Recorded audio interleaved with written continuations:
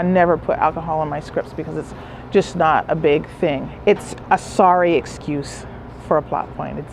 It's overdone. People are bad enough without adding that. I am Kavelina Torres. Kavelina is my Gusuk name.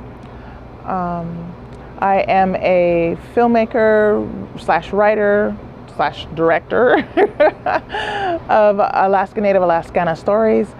I am Inupiaq, Yupik, Athabascan, African American from descended from slaves and from West Indies.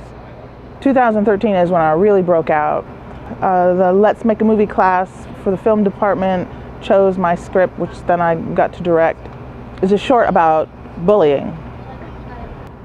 The guys were going through it with me and saying, well, what happened before? I need, why are they chasing him? What's going on? Why are they beating him up? And they kept coming up, and one of the guys said, well, maybe they're drunk or at a bar or whatever. I said, mm-hmm. And I said, well, yeah, that's why, because they're assholes and they're drunk assholes. And I was like, no, because that's not going to ever be a plot point in one of my pieces that I write. You don't have to say, oh, well, let's add alcohol. People are bad enough as it is. The media has treated Alaskan Natives and alcohol as one and the same for a very long time. Like, I'm in my 40s, and I know when I was 7, I remember reading the paper, looking at the news, and it was always alcohol was married to an Alaskan Native. And on the other hand, you don't see Alaskan Natives in any other way. Documentaries are good. Documentaries are great. You need a base of documentaries, but we also need narratives, because documentaries are what was. They're a fixed point in time, whereas narratives are what can be.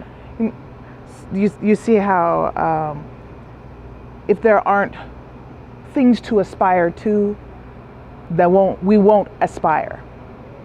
And I know about my child, she's watching TV, she's looking at she has got all these media coming in, and then all the people that she's excited about are white people.